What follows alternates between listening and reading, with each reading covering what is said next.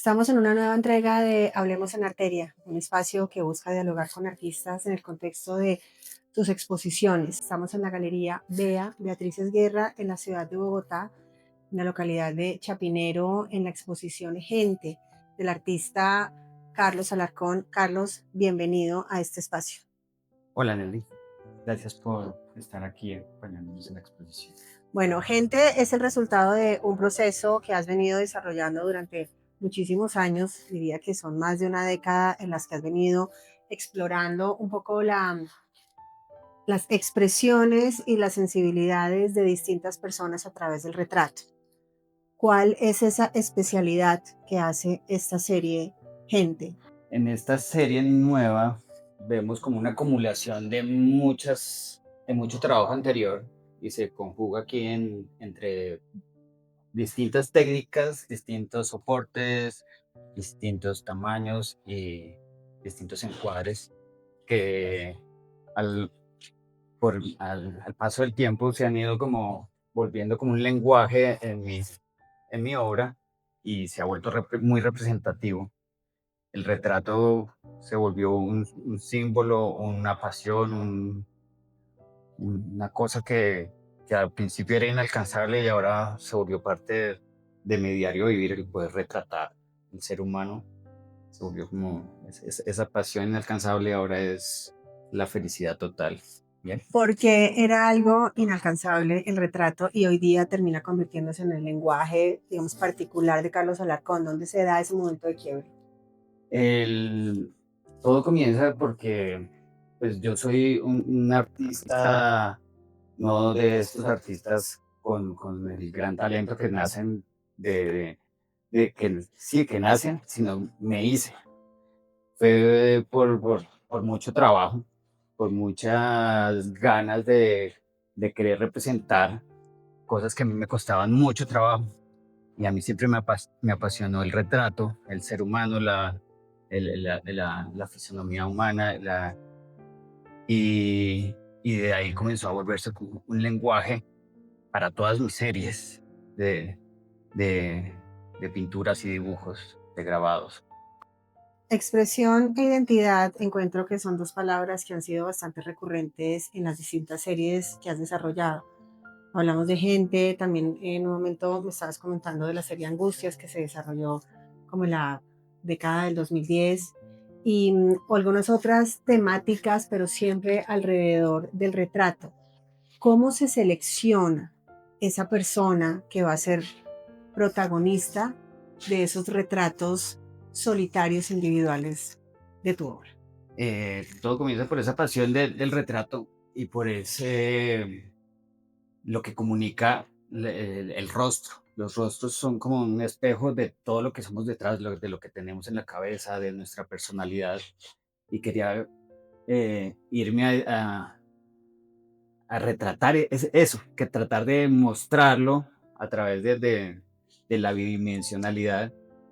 Y tras ese reto comenzó a aparecer los encuadres, la forma de expresión, y de ahí comencé a buscar cómo conseguirlos. Entonces todo nace toda mi obra es a partir de fotografías mías y fotografías de otras personas que se dedican a lo mismo, a buscar personas solas, donde sus expresiones son muy neutras, y muestran sinceramente lo que es esa persona, tanto físicamente como Es anímicamente. decir, estos protagonistas de tus retratos son individuos anónimos para ti, no necesariamente son conocidos, los encuentras al azar, existe un rasgo reconocible, se transforman para perder esa identidad y ser recuperada y recuperar esa expresividad a través tuyo, o cómo funciona también esa selección. ¿Es posible que alguien se encuentre en uno de estos retratos? ¿Ha sucedido? La mayoría de veces son desconocidos, que es más chévere para mí poder no tener un compromiso eh, estético con la representación exacta.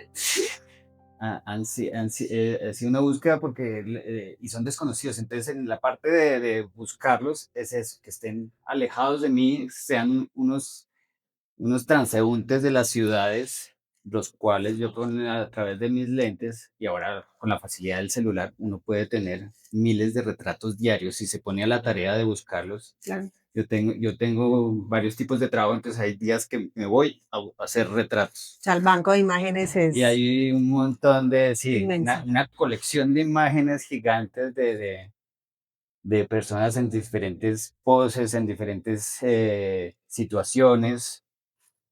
Hay una cosa que también me llama mucho la atención y hablábamos un poco antes de entrar en cámara de lo que significaba esa posibilidad de detección de la imperfección del ser humano y la fascinación que te produce el retrato por esa imperfección, como que todos somos desiguales, es decir, no existe una simetría exacta en el cuerpo humano, sino por el contrario, esa capacidad de visibilizarlo tú y trasladarlo a la obra. ¿Qué hace que una persona sea susceptible de ser un protagonista de tu obra? Dentro de esa imperfección o dentro de esa expresión o cómo seleccionas a esos posibles retratados.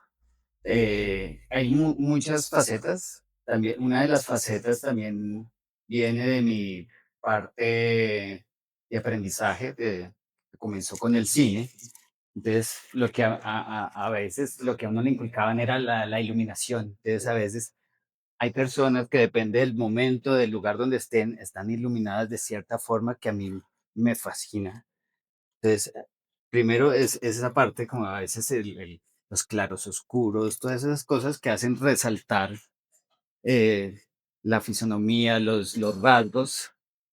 La otra forma es buscar personas que a mí estéticamente eh, me parezcan eh, eh, dibujables, pintables, porque tienen esas imperfecciones tan naturales en el ser humano que, que, que a veces a uno se las enseñan mal, porque me dice, las primeras clases de dibujos para niños a uno le hacen como una simetría y los ojos tienen que ir a cierta altura y a cierta distancia de la nariz y de la boca.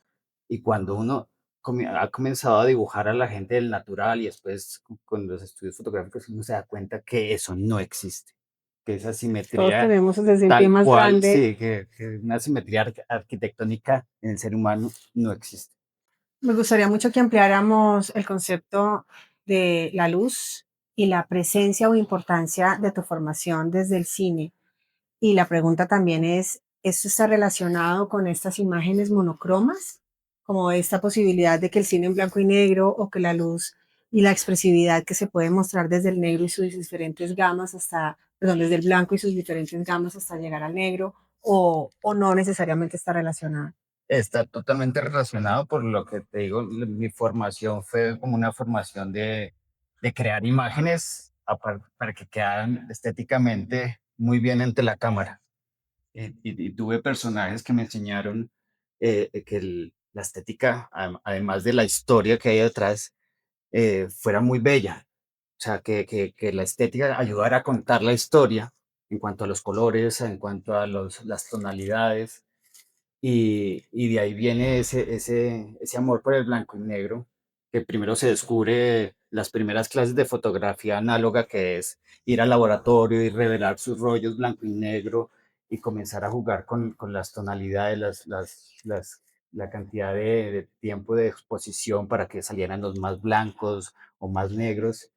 Y de ese pequeño aprendizaje que iba para que estuviera en una cámara, para que estuviera en una película, eh, la tomé toda y la puse a servicio de mis De la pintura, dibujos. del dibujo y de la pintura. Exacto. ¿Cómo te relacionas entre el dibujo y la pintura más allá de la técnica? Es decir, claramente pues hay unos que son, bueno, no sé si estás trabajando con acrílico y el lápiz en relación a esa posibilidad del blanco y el negro. ¿En qué momento ese blanco y negro deja de ser dibujo para convertirse en una pintura?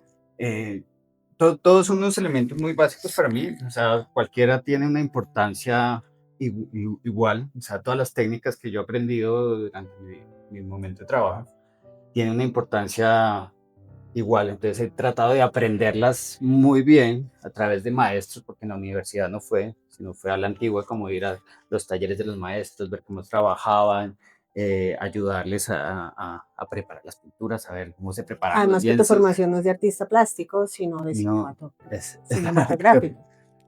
Y coge una importancia terrible cada técnica, pero siempre hay un dibujo preliminar. El dibujo al lápiz para mí es mi forma de comunicación, mi forma de hablar, de comunicarme con el mundo. O sea, yo tengo problemas de comunicación con con los seres humanos y con mi aprendizaje también, pues no sé idiomas y parte de mi forma de comunicarme es a través del dibujo, que es como mi idioma más, no sé, el que tengo más La perfeccionado. primera lengua. Sí, mi Pues, primera lengua, además del el castellano. nativo, el idioma Sí. nativo. Entonces comienza a través de todas mis pinturas y todas las técnicas que hago, empiezan a través del grafito, del dibujo rápido de un lápiz O sea que cualquiera. de todas estas pinturas que integran la exposición, hay versiones anteriores a lápiz. Hay versiones anteriores en papel, en pequeño, como bocetos, y detrás, si uno se pone a observar bien las pinturas, por ahí salen los lápices al fondo, las líneas de los lápices, como huella. Entonces no me esfuerzo en borrarlas porque pues, se me hace muy bonito que Que se haya como, note que sí, ya hay como una estructura, sí, un alma. un alma que es esa, como un alambre detrás que sostiene eso, y ese alambre es las líneas del dibujo. Pero ahí viene la otra pregunta y es qué sucede con la serie de retratos en las monedas. Porque estos retratos son los mismos retratos que ya existen en las monedas, hay transformaciones de tu parte, cómo se seleccionan, quiénes son. Los personajes que aparecen en las monedas comenzaron a salir en el momento de la pandemia, sobre todo porque cambié de estudio, de pasar de un estudio muy cómodo a un nuevo cuarto muy pequeño en la casa. Y yo tenía una colección, yo coleccioné muchas cosas con imágenes, estampillas, monedas, billetes, eh, cartas de muchas cosas. Entonces dije, a veces estas colecciones se quedan guardadas y uno no las aprovecha. Y me di cuenta que las monedas es un elemento muy bello que cuentan la historia de un país, de los países que representan, son tan importantes en su simbología que cuentan cosas y aparecen estos personajes y dije, ay, voy a intervenirlas, a colorearlas, a ver qué pasa. Y comenzaron a salir el color en los personajes de las monedas y a convertirse en otra cosa. Coger este elemento escultórico que lo crea otro artista que a veces no sabemos ni el nombre, Ujú. que sale una escultura gigante y termina siendo una escultura para cargar en el bolsillo, con un valor a veces mínimo. Entonces, si tú te das cuenta, en las monedas aparecen una cantidad de asesinos o de personajes muy relevantes que han ayudado a la humanidad o se han inventado algo y sí, es graciosísimo porque a veces estamos alabando un personaje que ha matado a millones de personas y aparecían estos personajes en las monedas. Entonces era muy simpático por esa parte de la historia tan absurda que tiene el ser humano por alabar a sus líderes. Ujú. Y ya después de comenzar a trabajar con eso, comenzó a aparecer mi lenguaje O propio. sea, es una suerte como de Sí, reconstrucción de la historia a partir de a quienes se puede llegar a admirar desde exacto. tu punto de Y vista. iban apareciendo los reyes, las princesas, las, las líderes feministas, las primeras líderes feministas de la historia, los que hicieron cruzadas grandes y los grandes dictadores que también tenían unas monedas bellísimas, unos elementos preciosos. Pues Carlos, muchísimas gracias por estar con nosotros en Hablemos en Arteria. En este momento en la exposición Gente en la Galería Bea, Beatriz Guerra, en la ciudad de Bogotá. A todos, gracias por acompañarnos y hasta la próxima.